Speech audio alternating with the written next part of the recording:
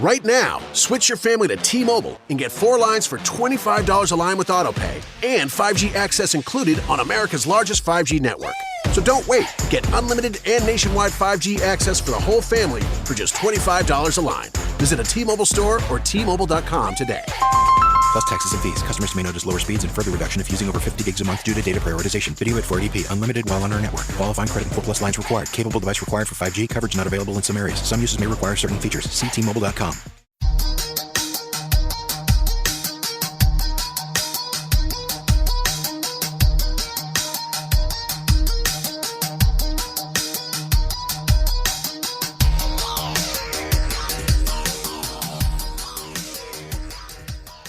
What's going on, folks? Thanks for hitting that download button to check out a brand new episode of Toys and Tech of the Trade, your one-stop shop for toys, tech, and talk with some assembly required. I'm your host, Rich, and if this is your first time checking out a show, welcome. Second of all, a little bit about what we do here. Toys and Tech of the Trade is an interview series where we sit down with content creators, entrepreneurs, and just kick-ass folks that are on our radar and share the gadgets, the gear, and everything that they use to create content, run their businesses, and just overall make their lives a little bit more easier and enjoyable. We've run the gamut when it comes to guests, whether it's developers, gamers, podcasters, vloggers, content creators. The list goes on, and we look forward to sharing many more of those stories with you in the coming weeks. With the introduction out of the way, I want to open things up with an apology. As many of you may or may not know, the last episode of this podcast was back in November, I want to say. So December, January, February, March, we've essentially gone 4 months without a new episode. As a veteran podcaster, that is a big botch on my part. Not so much not doing an episode for 4 months, but not updating you, the listener, on what's going on. I mean, one of the biggest things about podcasting is the fact that you have to engage with your audience and keep them informed about what's going on. And I definitely dropped the ball with that. And, the funny thing is that there's a few reasons for that. Number one, I hit a really, really big creative block, I guess, writer's block maybe. And, between work and everything else, I just felt that I wasn't able to give the show my attention, because that's not really true. I just felt that I wasn't going to give it my best, and it would have been a disservice to our guests and even the audience to just have a very paint by numbers, blah, blah, blah type of a podcast. I mean, you can hit download and find a million other podcasts that are capable of delivering that with a lot better production value and definitely just a better engagement. And because of that, I felt, I don't want to say it was depression. Depression's a very strong word, and I don't want to use that. I think writer's block, but just creator's block, I guess. I just haven't felt just creative, and not just for the podcast. I mean, even for the site, which is crazy because, back in February we did Toy Fair, which was amazing. A lot of great content came out of there. Definitely got the creative juices flowing. And then, all this crazy virus stuff happened, and my priorities shifted to keeping my wife and my daughter safe, my 2 sisters, one of which has disability that makes her immunocompromised, my grandmother and a few others. And, that's kind of where my focus has been, just making sure that they're taken care of and better off. But I wanted to give you guys that real world update. And obviously, we are Toys and Tech of the Trade. We do talk about the tech and the toys that keep us grounded, so to speak. And I actually wanted to take this opportunity to talk about what's been going on with regards to working from home. As many of you across the country and even across the world, for that matter, know, there's been a lot of restrictions put in place to stop the spread of the coronavirus, COVID-19. And because of that, many of us, not so much me, because I've been working from home for the last 2 years for my regular employer, but my wife has been home, and many other people that I know that are in my circle have been forced to adapt and work from home. And for many, this is a brand new experience. For me, it's not so new because, as I said, my day-to-day job has me on as somebody who, telecommutes, works from home. And for the last 2 years, I've been able to do it. And I got to say that it has not been easy. Prior to my daughter being born, most days I'd be working and I would be in utter solitude. My two sisters each would go to their adult day programs. My grandmother went to her senior citizens program. My brother was working. My wife was working, and it was just me. And initially you say to yourself, oh man, this is cool. I could just, work at my own pace and eat however I want and go outside and do this and that. And that's definitely a wonderful experience initially. But then what happens is days turn to weeks, weeks turn to months, and it just becomes a lot of the same monotonous day to day, versus when you're in an office setting or in an environment where there's more people around, you can interact, have conversations, etc. And, you can go outside, go for a walk, go grab lunch, come back, etc. Especially when I was working in an office, I had a very large shopping center by me. So I'd get my 10,000 steps, walk in the shopping center, grab something to eat, come back to work. If I had to run any errands, go food shopping, it was easier. When my daughter was born, she definitely helped me pass the time a lot easier, mostly because obviously priority one is keeping your kid alive that first year. But in addition to that, there was someone to talk to, even if it was just talking to an infant. It felt very fulfilling. It gave me more purpose besides just my day-to-day 9-to-5 job, and it made things easier. And as my daughter has grown, she's now 18 months old. It's definitely become a better part of my day. Waking up, we have breakfast together, and she watches her cartoons. We usually hang out for a little bit. I put her down for a nap around 12, 1 o'clock. She'll sleep till around 3.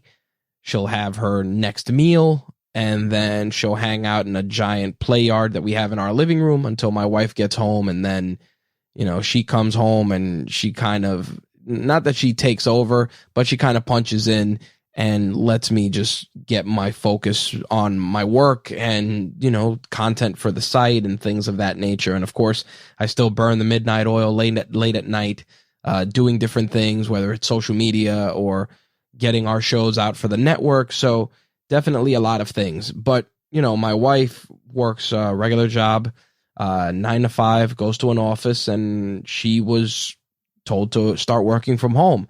And it was a bit of an adjustment, just because they didn't really give her anything to telecommute, like a laptop or anything like that. But, I have a massive computer system here that I use for content creation and doing shows, etc. And then my office provided me a laptop, which I have plugged into a second monitor for doing my day-to-day work. So she's able to use my desktop and I'm able to work on my company laptop, and everything is as it should be. But there's certain hurdles that came in, like something I don't worry about, copy paper, for instance. My wife is like, oh, I have to print out reports. How much paper do you have? I think I've had the same 3 reams of paper for like for the last 2 years I've worked from home. The only thing I use here and there a little bit more of is toner with a laser printer, but even still, it might last 6 months to a year. But, things like paper, certain office supplies, phone calls in particular, like, I'm on company conference calls now with the bulk of my day-to-day coworkers working from home. We're now doing video conferencing. So it's definitely a challenge. And, it's made us question just how prepared we are to work from home. Not so much myself, because like I said, I've been doing it for so long, but my spouse, and I know many of you out there are experiencing similar challenges. And I want to just share a couple of recommendations, a couple of things that I have been using that have made my work from home experience, easier, more enjoyable, and definitely more conducive. And the first thing I want to talk about is something that you may have heard about. Definitely a lot of blogs push it. It's called the Pomodoro technique. And basically what you do is you do your work in blocks. Everybody's interpretation of the Pomodoro technique varies. Some people say you do a 25-minute block and then you take a 10-minute break. But you can do whatever you think is best, 20 minutes, 25, 30, 35, 40, and then reward yourself with a 5 or 10-minute break. And then once that break is over, jump back into it. Let me tell you, initially I thought it was complete and utter rubbish. I was like, this is nonsense, whatever. But in about my third month in, it was definitely difficult at times to, just juggle work, and then you get up and go make yourself something to eat, and maybe you want to sit at the dinner table and, let the TV run for a little bit. Before you know it, you've eaten 3/4 of a sandwich and you're staring at whatever's on the TV, and then you look at the clock and you rush back to your desk. Or even worse, you're so consumed with work that you lose track of time. You don't eat, you don't get up, you don't stretch, you don't go outside and get sunlight. Just very, very difficult stuff. And I got to tell you, ever since I started doing the Pomodoro technique, it has made me more efficient. It's also allowed me to get more accomplished, because what I would do is I would do 25-minute block or 30-minute block of my day job, take a 10-minute break, use that 10 minutes to do some work for the site or social or anything else, do another 30-minute block, 25, 30-minute block. And then what I would do is with there's a Pomodoro timer on Android, which I'll share in the show notes for this episode, that actually after you complete 4 sessions of, 30 minutes of work, 4 30-minute sessions, you can take a 20-minute break. And I've been using that version more so just to get up, stretch my legs, play with my daughter. Also, like I said, work on stuff for the site, answer emails, etc., and boom, right back into it. And I figure the goal is always to complete 10 30-minute sessions. Obviously, you can complete more or less, depending on how much work you're doing, how involved it is, and what you feel you can do. I always tell people to start with something small, like 20 minutes. 20 minutes is easy. It goes by fast. Maybe you're answering some emails, etc. I even try to put meetings that I do within the Pomodoro window. So if I'm in a meeting and it's 30 minutes and it goes over 30 minutes, then I'm saying to myself, well, I need to either manage my time better or manage the way that this meeting flows, especially if I'm the one running it, which is something that happens a lot. A lot of time vampires, ladies and gentlemen. One of those things that rears its head, whether you're working in a regular office or you're working at home. There's so many different time vampires, energy vampires, whether it's phone calls from people that know you work from home, people you live with asking you to do stuff, minutia. Maybe you got people doing repairs in your house and you got to micromanage or watch them, et cetera, et cetera. There's definitely a lot of time vampires, and you have to stake those bastards accordingly and definitely stay on course. So definitely the first thing I recommend is either some sort of Pomodoro timer, tomato timer. Like I said, I'll put recommendations for what I use on iOS and Android in the show notes, and that's step 1. Number 2, a comfortable damn chair.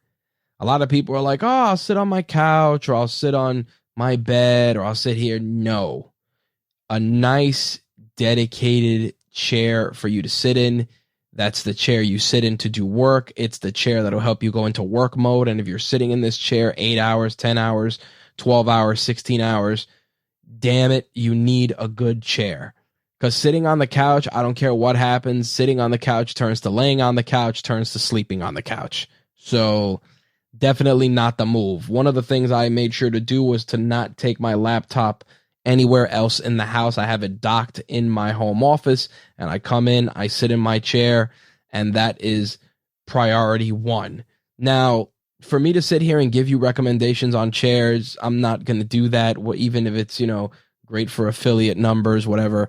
Find a chair that works for you. Go to your local Staples when this crisis is over. Sit in some chairs, try some different chairs, or hell, even, if you have to go out, that's something essential. Go to your local Staples, sit in a chair. Staples is one of the few retailers that's open, albeit with limited hours. And just figure some out.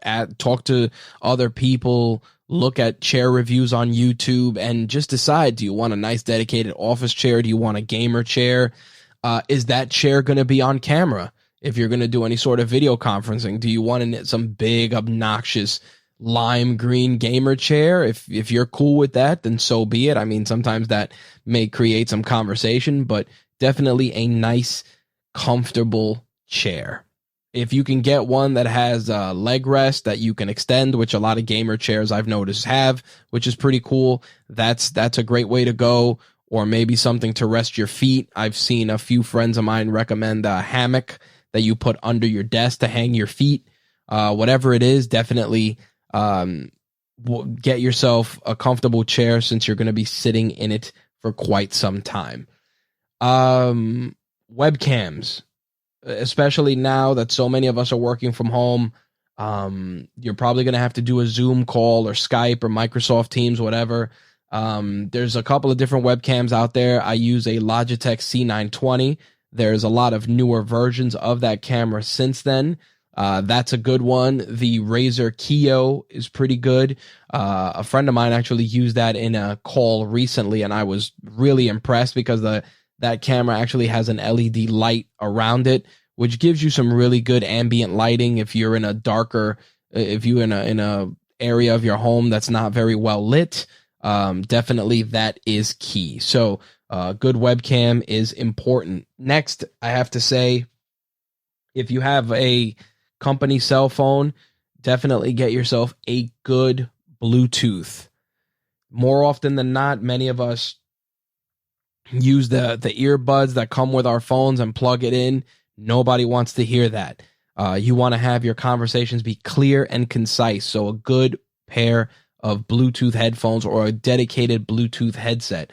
I use a pair of AirPods for my personal phone, but I have a Plantronics Bluetooth headset that I use for my company phone. It doesn't look overly obnoxious and it looks a little more professional. That's what I use for my work calls. Works great, has noise canceling. There are times that my daughter will be playing around. I'll be feeding my daughter while on a call. They won't even know because the noise canceling is pretty damn solid. So definitely that's another thing I want to recommend. Lastly, I cannot stress this enough.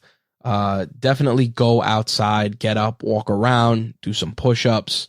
Go outside, get some sunlight. Many of us are deficient in vitamin D. Go outside, get some sunlight, stand out there for a few minutes. If you have your own backyard and you're comfortable, with yourself physically, go out there, ditch the shirt, get some sunlight. If you're a guy, obviously, if you're a lady, dress accordingly, but definitely get some sunlight. That is important, because again, you can't work well if you don't have all of those things, and some nice weather, some sunshine on your face. You'd be surprised what that does for your mood. Food, of course, eat accordingly. Try not to get sucked into eating just junk food sitting at your desk, especially because you're home. The temptation is too damn great. Do not fall for it. Last but not least, a good home speaker to listen to music, whether it's some sort of an Amazon device or some sort of a Google device. Definitely go with one of those. There's tons of them out there to choose from. I use one that's paired with my Nest doorbell so that especially now with what's going on, I can see the UPS guy drop off packages. I can answer the door again without getting any sort of time vampires, the constant getting up, walk into the door, seeing who it is. I can just see who it is right from the screen on my desk, click the microphone, talk to that person. If it's a solicitor that I don't want, I can tell them I'm not interested, while not even breaking a stride when it comes to getting work done. So definitely very, very, very crucial. Lastly, I have to say and this is something that a lot of people don't think about, but know when to shut off.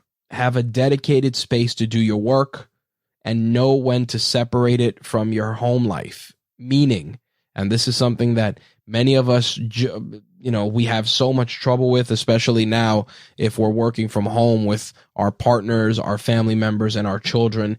Have a dedicated space. Like, I have a small space that's my home office, and if I'm on a call, shut the door, put a do not disturb door hanger. You can buy one of those on Amazon, or you can say call in progress, whatever the case may be, or print something out and tape it on your door. Have that separation, but also know that that separation is double-sided, meaning that, yes, separate so that people don't bog down or interrupt your work throughout the day. But lastly, also know when to disconnect, because, I say this not to dismiss anybody's job, but it's like, listen, unless you're a medical professional, a police officer, someone that's on call, someone whose job is something so grandiose that they need to be plugged in at all times, know when to set limits. If your day is 8 hours and you have a 40-hour work week and you don't punch a clock and you're a salary employee, take pride in knowing that you have 8 hours in a day, 40 hours in a week to get what you have to get done. And when that is over, you shut off your phone, you turn off your corporate laptop or desktop or whatever you may have, and you go hug your kids, go have dinner with your wife, go outside, whatever the case may be. But it's something that is so trivial, but so many of us fall victim to it. In the early goings, my wife would come home and I'd be like, yeah, I'm just finishing this last thing. And it would be, 6 o'clock, 7 o'clock. And the other thing is that you have to put that also out there for your colleagues who, they think that just because they may not know, it may totally be accidental that they make a phone call at 6 o'clock and you answer the phone when you shouldn't, or 7 o'clock, just because you're there.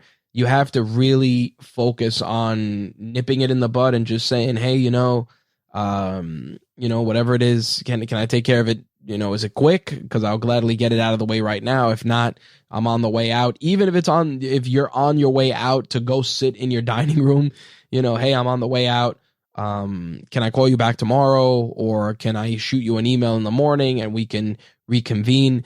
I only say this because one of the biggest things, and I attribute this to my good friend James Lopez from Fatherhood is Lit, is presence over presence. Meaning, be there with your kids and don't just think that buying them the latest game, the latest handheld, the latest iPad is enough.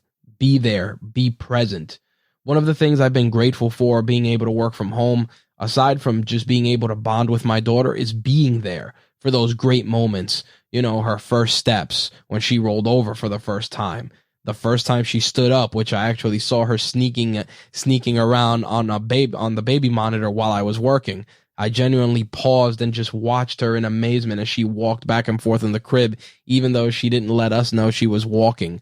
These are little things. And again, I say this just as a parent, but maybe you want to sit outside on your stoop and pet your dog for half an hour, whatever it is. Like, definitely know when to separate one from the other. And, again, be very, very firm with that. Know that if your workday starts at 9 and you're done at 5, you're done at 5. I mean, of course, things are going to happen. Things are going to get in the way.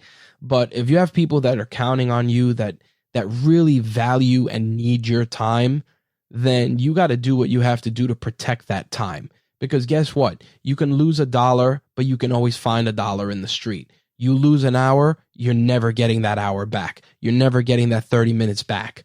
That 30-minute meeting that because of back talk and nonsense turned into a 45-minute or an hour meeting, guess what? You're not going to get that extra time back. And unfortunately, that's going to be something that over these next few weeks, as many of you work from home, you're going to see that becomes a thing, because it's going to be, oh, let's talk about what's going on in the with the virus or the politics, or when am I getting my $1,000 check or whatever. And that's great, and if you want to dedicate time to that, that's fine. But just remember, every minute you spend doing that is a minute that you lose, playing catch with your kids in the backyard, or reading your kid a story, or sitting down on the couch and just watching a movie with your wife, or whatever the case may be. And those are the toys and tech of the quarantine trade, so to speak. And I think that coming back from such a long hiatus, I wanted to come back and just do something a little bit more casual, especially because, like I said, we're all in this together now. All of us are being affected by this in different ways. And I just wanted to do my part, give you guys a little value, and give you guys something that can hopefully help you and be actionable. So let me not drag this out. We've pretty much gone a little over 25 minutes. This is pre-editing, of course. So with that said, what happens next with Toys and Tech of the Trade? Well, now that I've hit the record on this microphone and I've kind of got back to it, I've re-recorded this episode at least 3 times already. I think this is the one.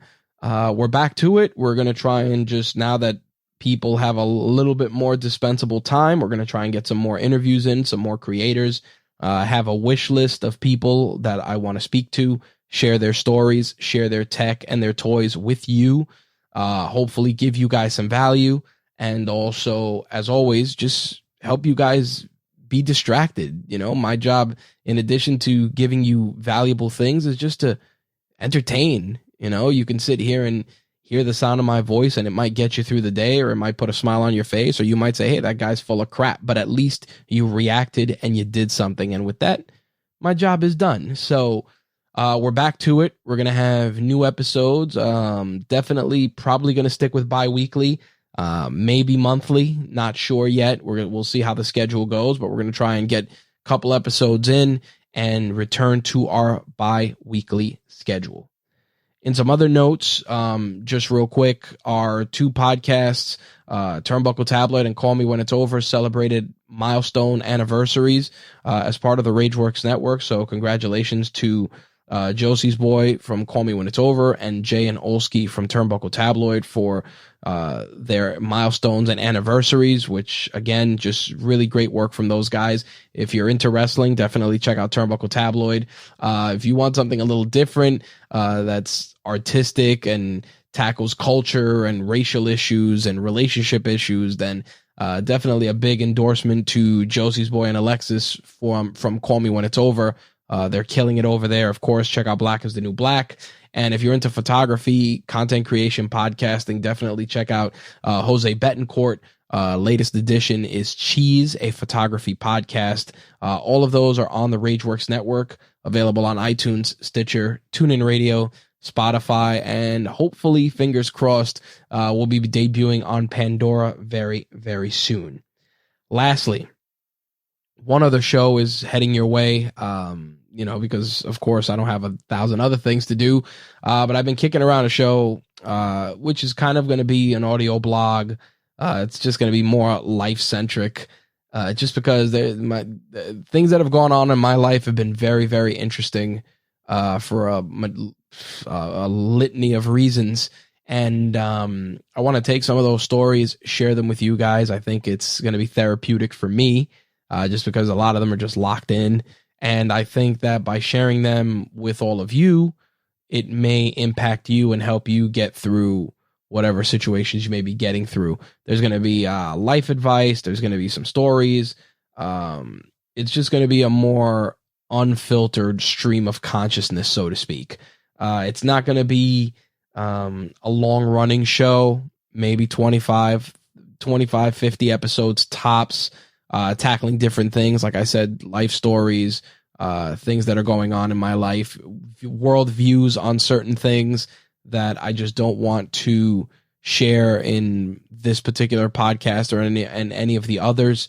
So the first 3 episodes for that are pretty much recorded, and I'm going to try and get 5 together before releasing it. So be on the lookout for that. It's going to be called Tales from the Brown Side. So there's a lot of jokes there, and we'll discuss that title at a later date. So with that said, as always, thank you for letting me grace your headphones and your ears with my voice and sharing my stories, my insights, and everything in between. Brand new episodes of Toys and Tech of the Trade will be released bi-weekly. As always, to find out more about Toys and Tech of the Trade, visit us at therageworksnetwork.com or visit us at rageworks.net. You can also find Rageworks on your social media platforms of your choice. If you want to keep up with me personally, you can follow me on Instagram, RageWorksRich, and also follow Rageworks there as well. As always, if you have any questions, concerns, or would like to be a guest on a future episode of Toys and Tech of the Trade, you can email me, rich@rageworks.net. You can also, if you use the Podit service, reach out there. Podit is a great way to connect podcasters with potential guests or connect potential guests with podcasters. It's PODDIT. You can look up Toys and Tech of the Trade there. If you're interested in being a guest, set up a profile. Brent Basham and his crew are doing a great job over there, and it is a service I wholeheartedly endorse. Links to everything we've discussed in this episode will be in the show notes. As always, full transparency. They may be affiliate links, which if you use them, it's at no cost to you. We receive a small commission, which allows us to keep the lights on and continue delivering great content for you, the listener. All right, guys, that's going to wrap up this Toys and Tech of the Trade. I am glad to be back, and I look forward to speaking with you in the coming weeks and sharing some kick-ass guests. Thanks for listening. Peace.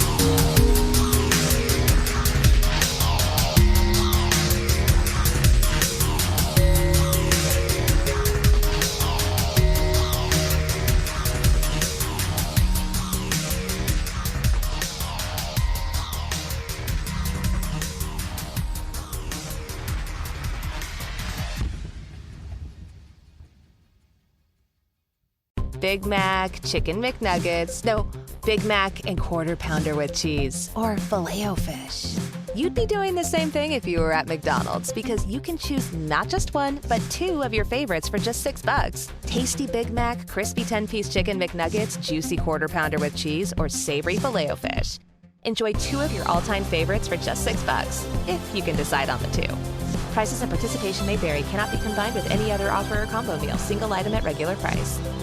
Some call it insight. Others call it vision. At Pershing, we call it perspective. a perspective you'll benefit from a custodian you can rely on, one who can help navigate the big picture, and whose products give you a competitive edge, one who considers everything, what will help you succeed today and tomorrow. Open yourself to a new perspective and open the possibilities. Consider everything. BNY Mellon Pershing. Learn more at Pershing.com/RIA. Pershing Advisor Solutions, LLC, member FINRA SIPC.